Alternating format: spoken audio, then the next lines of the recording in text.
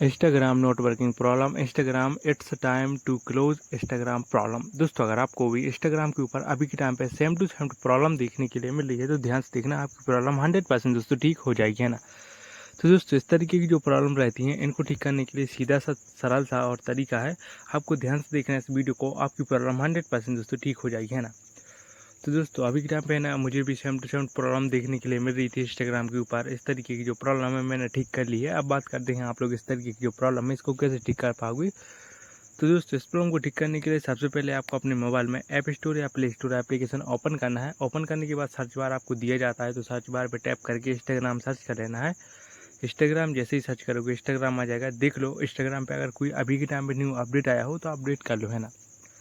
Update कर लो, उसके बाद में आप लोग अपने फ़ोन को रिबूट करके फिर से ट्राई करो। आपको ये वाली जो प्रॉब्लम थी it's time to close Instagram, ये वाली प्रॉब्लम 100% दोस्तों ठीक हो जाएगी।